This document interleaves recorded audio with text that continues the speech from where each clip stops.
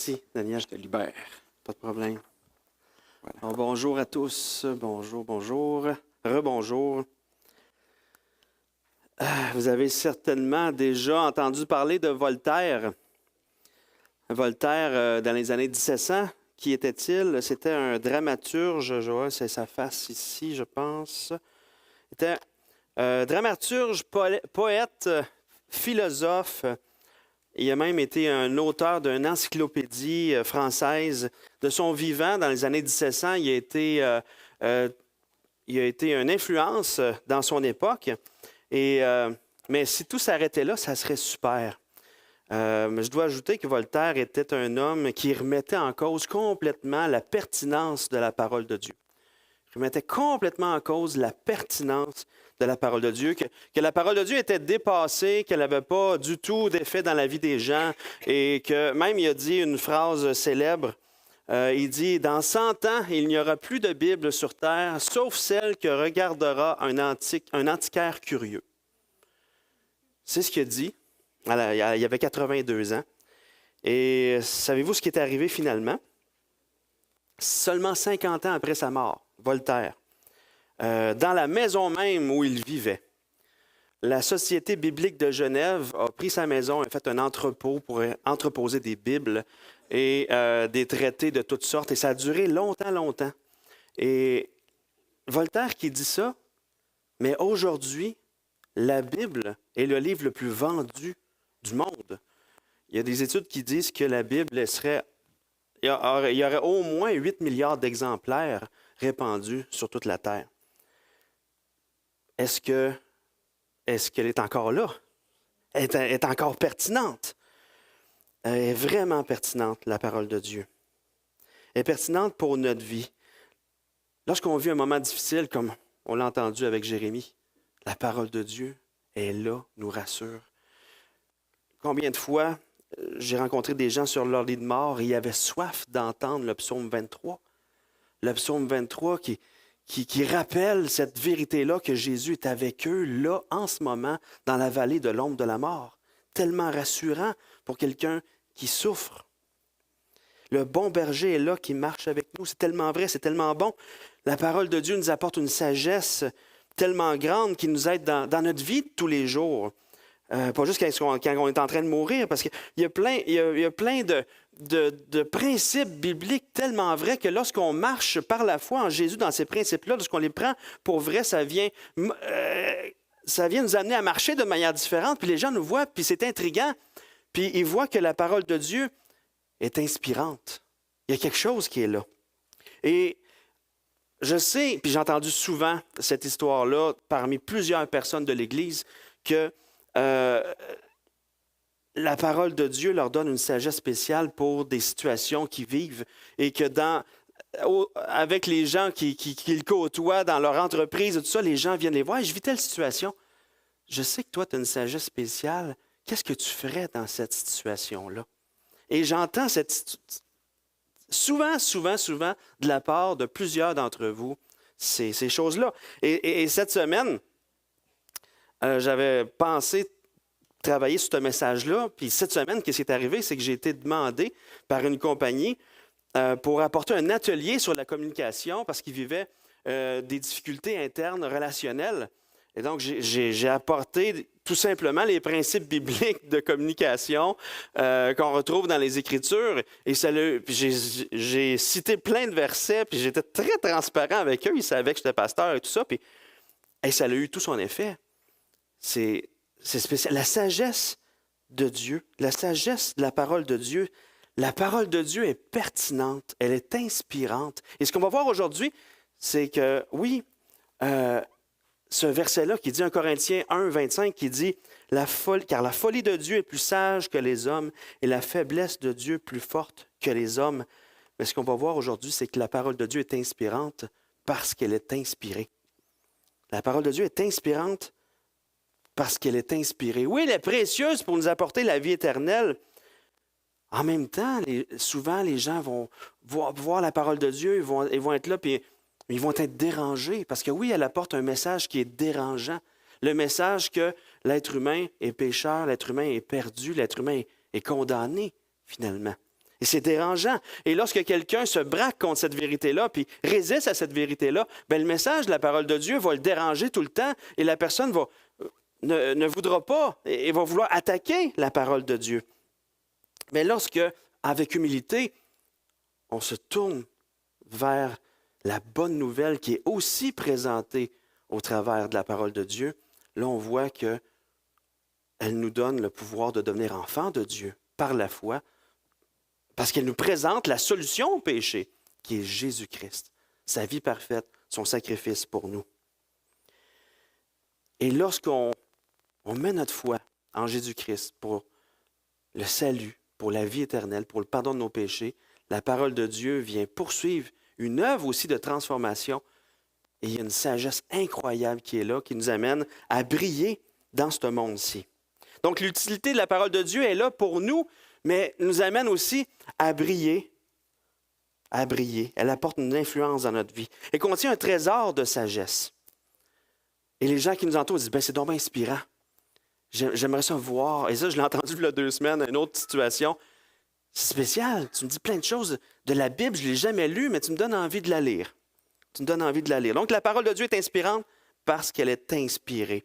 Et on va voir 3 choses ce matin au travers d'un texte. On va voir que la parole de Dieu est inspirée de Dieu. On va voir aussi que la parole de Dieu, elle est fiable. Et on va voir aussi que la parole de Dieu est utile pour rendre mature dans la foi et nous amener à briller. Et on va voir ça au travers de 2 Timothée 3. Bon, bien, vous allez prendre votre Bible parce que je ne l'ai pas mis. 2 Timothée 3, versets 14 à 17. Allumez vos Bibles, sortez vos Bibles, tout dépendant de votre génération, ou déroulez votre Bible. Hein, il y a différents supports de Bible. Hein? Donc, 2 Timothée 3, versets 14 à 17, qui dit, « Toi, demeure dans les choses que tu as apprises et reconnues certaines, sachant de qui tu les as apprises. Dès ton enfance, tu connais les saintes lettres qui peuvent te rendre sage à salut par la foi en Jésus-Christ. Toute écriture est inspirée de Dieu et utile pour enseigner, pour convaincre, pour corriger, pour instruire dans la justice, afin que l'homme de Dieu soit accompli et propre à toute bonne œuvre. » Donc, lorsque Paul écrit à Timothée à ce moment-là, c'est la 2e épître à Timothée, c'est la dernière épître que Paul a écrite. Paul est en prison, est à la fin de sa vie. Les historiens disent qu'il est mort l'année où il a écrit cette lettre-là.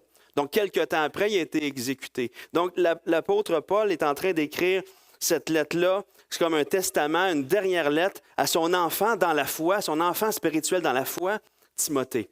Il lui apporte des choses tellement importantes, et dont ce chapitre 3-là, qui est centré sur l'importance de la parole de Dieu. Tout le chapitre 3 parle de cette importance-là de la parole de Dieu, parce qu'il nous amène à briller dans un monde corrompu. Il nous amène à demeurer ferme, à briller pour la gloire de Dieu dans un monde corrompu. Et dans le verset 1 à 5 du chapitre 3, celui-là je l'ai mis, Paul dit, « Sache que dans les derniers jours, il y aura des temps difficiles, car les hommes seront égoïstes, amis de l'argent, fanfarons, hautains, blasphémateurs, rebelles à leurs parents, ingrats, irréligieux, insensibles, déloyaux, calomniateurs, intempérants, cruels, ennemis des gens de bien, traîtres, emportés, enflés d'orgueil, aimant le plaisir plus que Dieu, ayant l'apparence de la piété, mais reniant ce qui en fait la force, éloigne-toi de ces hommes-là. »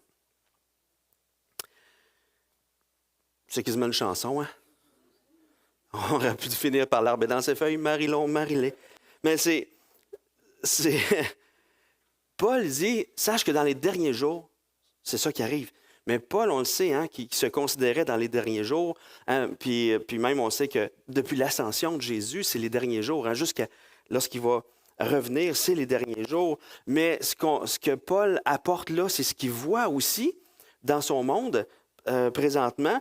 Mais on sait que le mal, l'humanité s'enfonce de plus en plus dans le mal. Donc, tout ça se rempire tranquillement. Donc, jusqu'à nous, aujourd'hui, quand on lit ça, c'est une description de ce qu'on voit en général dans le monde aussi. Il y a tout ça qui est là.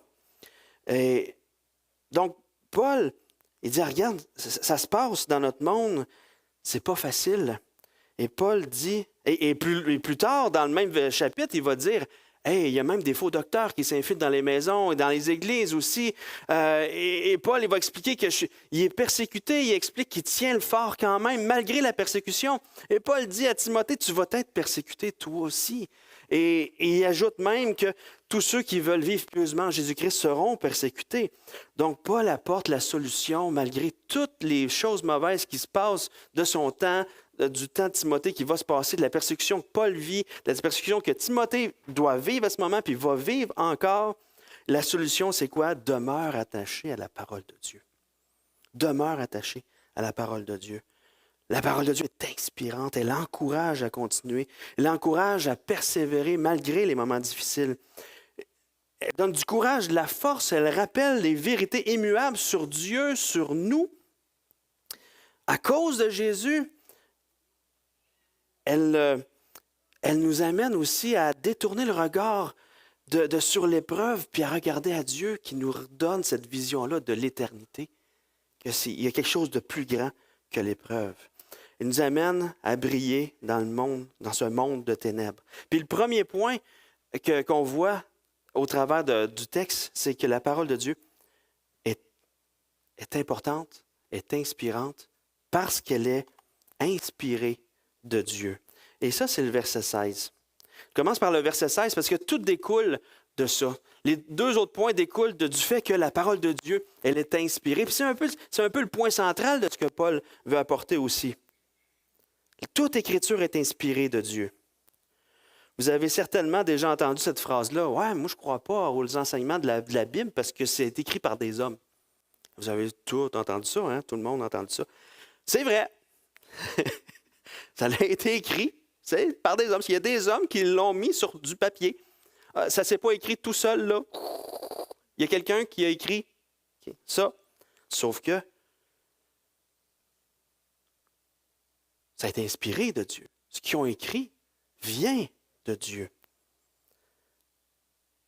Il y a quelque chose qui fait la puissance de la parole de Dieu, c'est qu'elle vient directement de Dieu. Mais de quoi Paul parle quand il dit toute écriture? Puis, qu'est-ce qu'il veut dire par est inspiré de Dieu? Donc, toute écriture, bien, Paul est en train de parler de la Bible, de l'Ancien Testament. Paul, il est là, lui, puis il réfère à l'Ancien Testament, puis il réfère aussi à ce qui est écrit, puis à ce que les autres apôtres ont pu avoir écrit, mais qui n'est pas encore complet, parce que le dernier apôtre à avoir écrit quelque chose, après la mort de Paul, c'est l'apôtre Jean qui a écrit l'Évangile de Jean, 1 Jean, 2 Jean, 3 Jean, puis l'Apocalypse. Tout ça n'était pas écrit au moment où ce que Paul écrit, mais il reconnaît que c'est la parole de Dieu. Mais tout l'Ancien Testament et les écrits que les apôtres sont en train de faire en ce moment. Et ça, on peut le prouver dans leur vision au travers de 2 Pierre 3, versets 15 et 16, qui prouve que même les écrits de Paul étaient reconnus à ce moment-là comme faisant partie des Écritures, comme les autres Écritures. Donc, dans 2 Pierre 3, versets 15 et 16, il est écrit « Croyez que la patience de notre Seigneur est votre salut, comme notre bien-aimé frère Paul vous l'a aussi écrit selon la sagesse qui lui a été donnée. » C'est ce qu'il fait dans toutes les lettres où il parle de ces choses, dans lesquelles il y a des points difficiles à comprendre, dont les personnes ignorantes et mal affermies tordent le sens, comme celui des autres Écritures pour leur propre ruine. Donc, la parole de Dieu, ce qui est inspiré, c'est de Genèse à l'Apocalypse. C'est toute la Bible que vous avez dans votre téléphone, que vous avez en papier, que vous avez en rouleau ou en barouette de tablette, pour ceux qui sont encore plus vieux. Donc, toute écriture, c'est la parole de Dieu qu'on a. Mais elle est inspirée. Qu'est-ce que ça veut dire? C'est quoi cette histoire-là d'inspirer? Dans 2 Pierre 1, versets 20 et 21, il est écrit « Sachez tout d'abord, vous-même, qu'aucune prophétie de l'Écriture ne peut être un objet d'interprétation particulière, car ce n'est pas par une volonté d'homme qu'une prophétie a jamais été apportée, mais c'est poussé par le Saint-Esprit que des hommes ont parlé de la part de Dieu. » La parole de Dieu était poussée par le Saint-Esprit. Lorsque l'apôtre Paul dit « Toute Écriture était inspirée de Dieu », le mot grec qui est là, un mot spécial, mais qui sonne quand même en français, théopneustos. Théo, Dieu, pneustos, souffler. Souffler hors de Dieu. La parole de Dieu était soufflée hors de Dieu. Elle vient carrément de Dieu. C'est quelque chose, hein, quand on pense à ça. Puis, voici ce que René Pache, un théologien réputé, a dit sur l'inspiration des Écritures. Il dit « L'inspiration est l'influence déterminante exercée par le Saint-Esprit sur les auteurs de l'Ancien Testament et du Nouveau Testament pour qu'ils annoncent et rédigent de façon exacte et autorisée le message reçu de Dieu. Cette influence les a guidés jusque dans l'emploi des mots pour les garder de toute erreur et de toute omission. » Puis un autre, M. Sauer, a dit « L'inspiration de la Bible est donc, l'inspiration biblique est l'action du Saint-Esprit par laquelle il a mystérieusement éveillé et rempli l'esprit des auteurs humains, les guidant et les dirigeant de manière à produire un écrit inspiré et infaillible, un texte sacré, un livre de Dieu, avec lequel l'Esprit de Dieu demeure à jamais organiquement uni. » Hey, c'est quelque chose, hein? L'Esprit de Dieu demeure organiquement uni. Vous avez certainement, on a l'Esprit de Dieu en nous. Hein? C'est le même Esprit de Dieu qui l'a écrit, cette parole-là, qui l'a soufflé. Et lorsqu'on lit la parole de Dieu, on a l'Esprit de Dieu en nous qui est là, puis « Ah, ça c'est cool, ça vient de moi, tu sais. » Puis je te le transmets. Il y a un lien qui est là, c'est organiquement lié, la parole de Dieu. Donc l'inspiration de la Bible, c'est le fait que Dieu, par le Saint-Esprit, a agi sur les différents auteurs de la Bible, puis leur a permis d'exprimer de manière exacte ce que Dieu voulait qu'il soit écrit. Donc, ce qu'on a entre les mains, oui, c'est des hommes qui l'ont couché sur papier, mais c'est Dieu qui l'a apporté, qui leur a apporté cette parole-là. Et nous, notre responsabilité en tant qu'être humain, c'est lorsqu'on est en présence de la parole de Dieu, c'est de la prendre comme étant la parole de Dieu. Et dans 1 Thessaloniciens 2:13 est écrit « C'est pourquoi nous rendons continuellement grâce à Dieu de ce qu'en recevant la parole de Dieu que nous vous avons fait entendre, vous l'avez reçue non comme la parole des hommes, mais ainsi qu'elle l'est véritablement, comme la parole de Dieu qui agit en vous qui croyez. » Pas comme la parole des hommes, la parole de Dieu qui agit en vous qui croyez. Donc, la Bible, c'est le livre que Dieu nous donne. Et lorsqu'on la prend comme la parole de Dieu, comme ce qu'elle est réellement, elle apporte cette sagesse extraordinaire-là pour nous aider à vivre selon lui, peu importe ce qui se passe, peu importe les situations qu'on va vivre. Donc, on a un manuel pour nous amener à comprendre qui est Dieu. C'est Dieu qui se révèle, pour nous amener à nous comprendre, puis nous donner comment vivre sur cette terre-là que Dieu a créée. Mais il est là surtout pour nous présenter l'amour fou que Dieu a eu pour nous. Il soulève le problème du péché, mais il dit, regarde comment je l'ai. Comment j'ai apporté la solution. Jésus-Christ. Toute la parole de Dieu s'enligne dans la même direction. L'Ancien Testament nous prépare à la venue du Messie, Jésus-Christ. Le Nouveau Testament nous raconte ce qu'il a fait, ce qu'il a vécu, et nous explique l'implication de ce qu'il a fait dans nos vies en attendant son retour. Donc, la parole de Dieu nous parle d'une personne, Jésus-Christ, et de ses deux venues. Ses deux venues.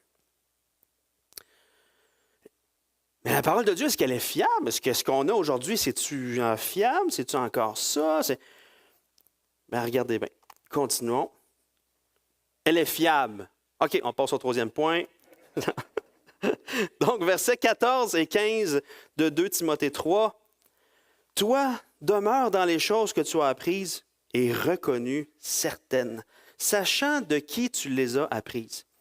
Dès ton enfance, tu connais les saintes lettres qui peuvent te rendre sage à salut par la foi en Jésus-Christ. » On sait que Timothée a reçu dans son enfance tout un enseignement biblique de la part de sa mère et sa grand-mère. L'apôtre Paul en parle au début de la lettre de 2 Timothée.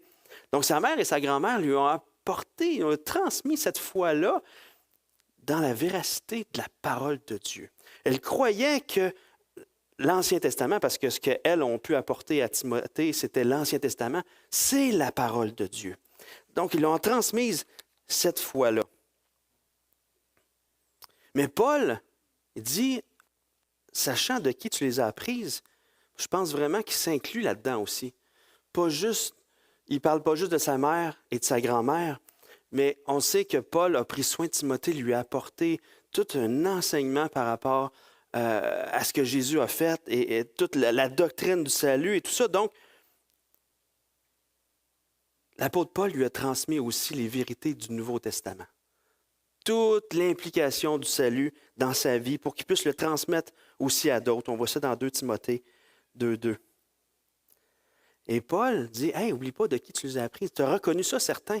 Tu as reconnu que c'est la vérité. N'oublie pas de qui tu les as apprises. Oui, ta grand-mère, ta mère, mais moi aussi. » Et puis l'apôtre Paul, on le sait que de son vivant, lorsqu'il est en train d'écrire cette lettre-là, Paul est l'exemple vivant, la démonstration de la puissance transformatrice de la parole de Dieu. Paul est passé de quelqu'un qui combat cette doctrine de justification par la foi que les apôtres enseignaient aux gens, que les gens croyaient que Jésus était le Messie. Donc, Paul a été un persécuteur de l'Église. Il voulait enrayer de la surface de la terre cette fausse croyance-là à ses yeux, que Jésus est le Messie. Il attaquait, il amenait en prison les chrétiens, il les a mis à mort, Étienne et tout ça. Et à un moment donné, il a rencontré Jésus. Jésus s'est révélé à lui. Il s'est tourné vers lui et il est passé de persécuteur à proclamateur, à défenseur de cette doctrine-là. L'apôtre Paul est la démonstration vivante à ce moment-là que le Saint-Esprit fait une transformation dans le cœur des gens. Donc, le message que la parole de Dieu contient apporte une transformation. C'est réel, donc c'est fiable. Passer d'ennemi de la foi à proclamateur de la foi en Jésus-Christ. Donc, les choses que Timothée a apprises et reconnues certaines, c'est certain, c'est vrai, c'est fiable, c'est la vérité. Et pour nous, aujourd'hui, on sait que la parole de Dieu est fiable. Chacun de vous qui est ici, qui avez mis votre foi en Jésus-Christ, vous pouvez témoigner de l'œuvre de transformation de Dieu dans votre vie. Vous êtes parti d'une personne, vous êtes devenu une autre personne à cause de Jésus-Christ. À cause que vous avez cru au message de la parole de Dieu qui a eu un effet dans votre vie, que vous avez saisi par la foi. L'Esprit de Dieu est venu vous habiter pour vous transformer, en lien avec sa parole aussi. Mais la parole de Dieu est fiable aussi parce que sur la terre, il n'y a pas un autre livre qui a été écrit. En fait, c'est une bibliothèque de 66 livres qu'on a entre les mains. La Bible, c'est 66 livres qui a été écrit par une quarantaine d'auteurs différents sur une période de 1500 ans. Puis ces auteurs-là, différents, ils ont eu des métiers différents, ils ont eu des classes sociales différentes. Il y avait des rois, il y avait des bergers, il y avait des cultures différentes. Et le message qu'elle contient va tout dans la même direction. Jésus-Christ, le plan rédempteur de Dieu pour nous, les pécheurs. Le plan de sauvetage de Dieu. Et l'incarnation de Jésus est une démonstration incroyable de la fiabilité de la parole de Dieu parce qu'il y a plein de prophéties de l'Ancien Testament que Jésus a accomplies à la lettre de manière extraordinaire. L'endroit où il devait naître, le montant d'argent qui a été utilisé pour le livrer, plein de choses. Si on lit Ésaïe 53, on lit ça, puis on dit « Ah, mais c'est de Jésus, ça parle. » Oui, Jésus a tout accompli ça de manière extraordinaire. Et Jésus lui-même, quand il était sur terre, il citait l'Ancien Testament. Donc Jésus, qui est l'accomplissement de l'Ancien Testament, cite l'Ancien Testament. La parole de Dieu est fiable. La parole de Dieu est fiable. On peut vraiment y croire. Mais Paul encourage Timothée à demeurer attaché à la parole de Dieu aussi parce qu'elles peuvent te rendre sage à salut par la foi en Jésus-Christ. Oui, la parole de Dieu nous enseigne que Jésus est mort sur la croix pour nous donner la vie éternelle. c'est cette démonstration-là de l'acte de Dieu par amour pour nous qui a livré son Fils pour nous. Il nous apporte le salut par la foi en Jésus-Christ. Mais ici, Paul s'adresse à quelqu'un qui est déjà un enfant de Dieu. Donc, qu'est-ce qu'il veut dire? Paul est en train de dire à Timothée tout simplement, demeure attaché à la parole de Dieu parce qu'elle est cette sagesse-là, cette vérité-là qui t'amène à demeurer fidèle à Dieu par la foi en Jésus-Christ, même au travers des événements les plus difficiles. La parole de Dieu va être cet élément de salut-là, cet élément qui t'amène à persévérer malgré les pires découragements que tu peux vivre, malgré les doutes que tu peux vivre. Elle va t'inspirer, t'encourager, elle va chasser le doute. Elle va t'amener cette sagesse-là de marcher selon les principes de Dieu par la foi en Jésus-Christ, à cause que tu es dans la foi en Jésus-Christ. Donc la parole de Dieu devient vraiment cette inspiration-là parce qu'elle est inspirée de Dieu. Et dans les moments difficiles que chacun de nous on peut vivre, les deuils, les échecs, les accidents, les maladies, demeurons attachés à la parole de Dieu. Elle apporte la vérité dans le doute. Elle nous rassure. Elle nous ramène les fondements de la vie. Elle nous ramène cette vision-là de l'éternité. Et Timothée demeure attaché à la parole de Dieu. Et il va voir dans sa vie qu'elle est utile, la parole de Dieu. Ce qui nous amène au troisième point, que Paul apporte. Elle est inspirée, elle est utile pour rendre mature dans la foi, pour nous rendre matures dans la foi et nous amener à briller. Donc, les versets 16-17.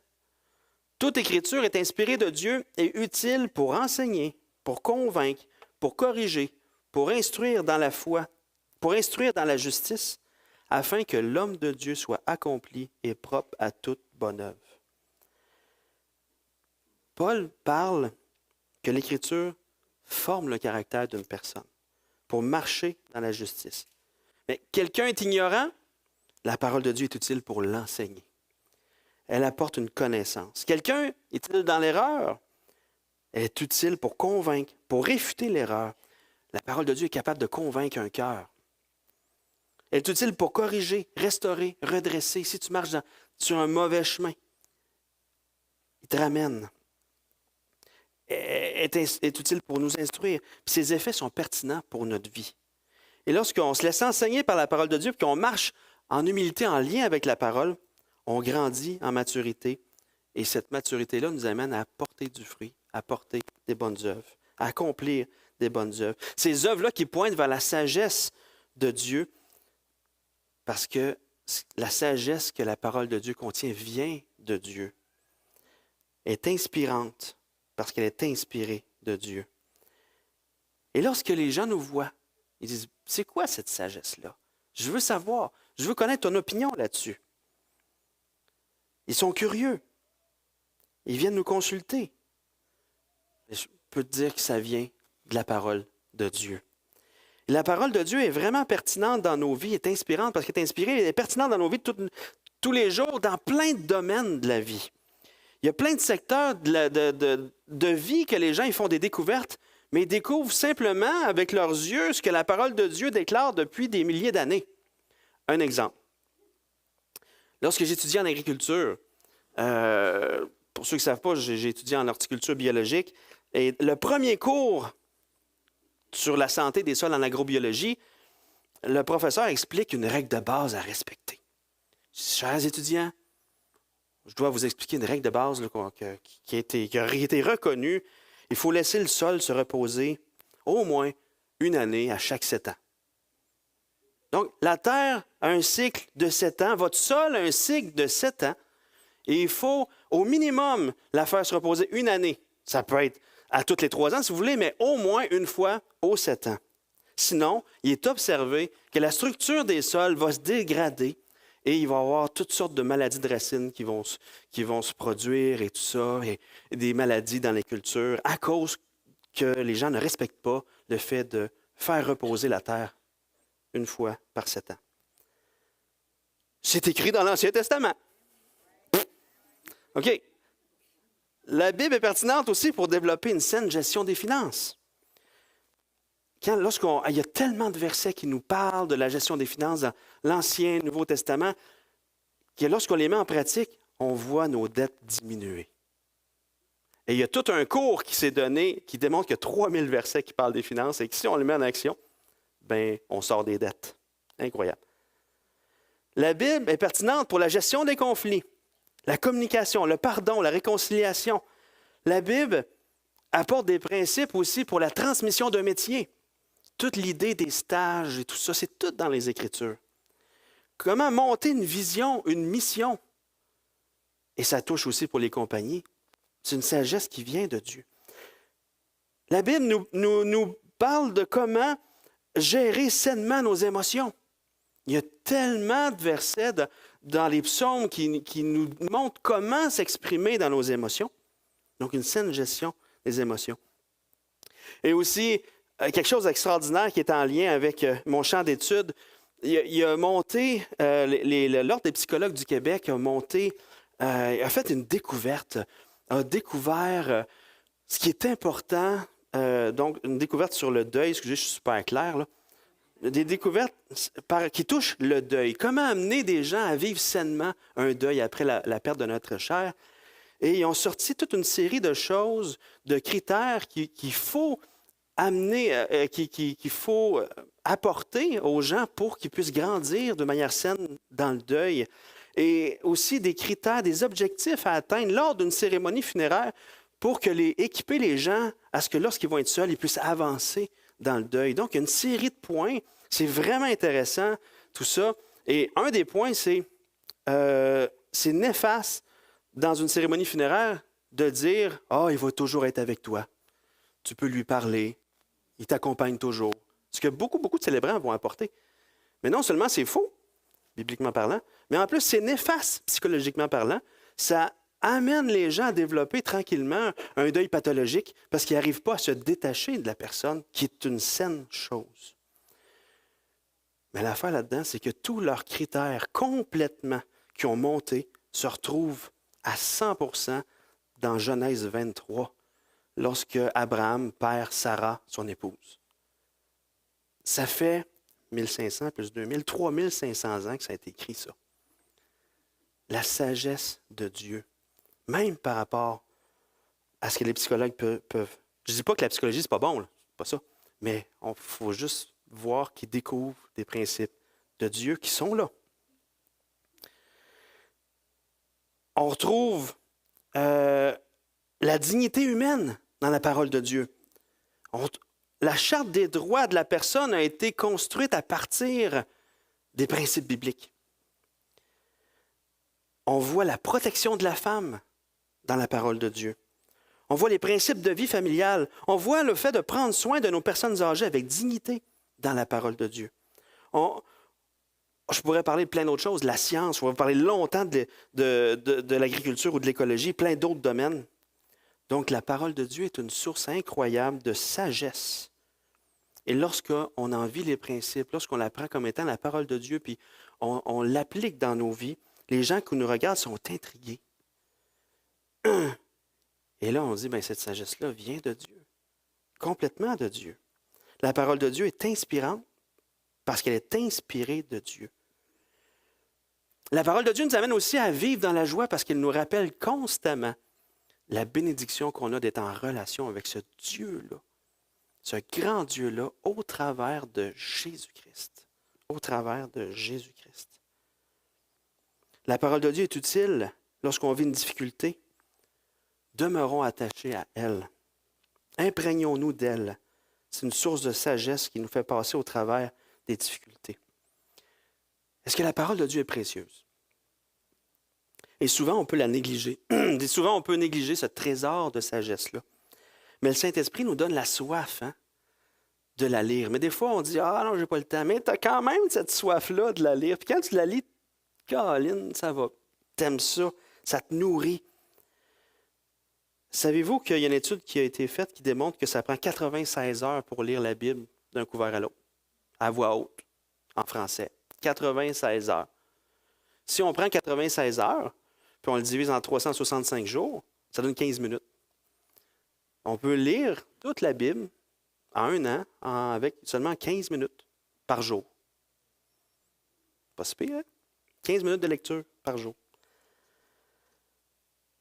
La parole de Dieu contient la solution à notre problème de perdition, mais elle contient toute une sagesse extraordinaire, indescriptible, qui nous amène à briller dans ce monde-là. Donc, Dieu qui a créé le monde sait comment il fonctionne, fait qu'il nous apporte toutes sortes de choses pour nous amener à vivre dans ce monde-là. On a vu qu'elle est inspirée, elle est fiable, elle est pertinente pour notre vie. Donc, qu'on puisse être renouvelé dans notre affection pour la parole de Dieu. Et dans nos groupes maison, dans nos groupes de lecture, encourageons-nous mutuellement à la lire, à se la partager, la parole. On va prier. Seigneur Jésus, merci.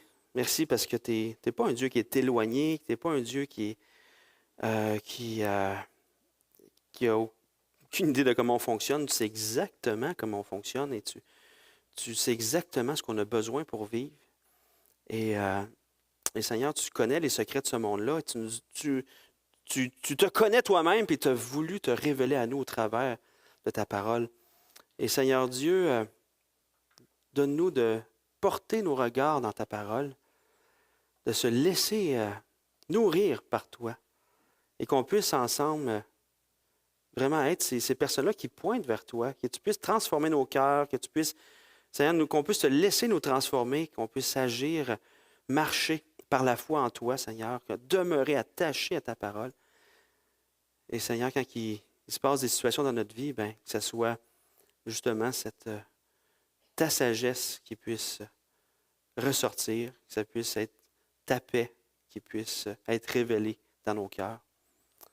Et Seigneur, tu es ce Dieu-là qui nous soutient. Et on veut te remercier, te louer. Donne-nous d'être ces personnes-là qui brillent à cause de toi, à cause de ta sagesse dans ce monde, Seigneur. Et que d'autres puissent être curieux et porter les regards dans ta parole qui est cette démonstration-là, de cette source de vie-là qui est toi, Seigneur. Amen.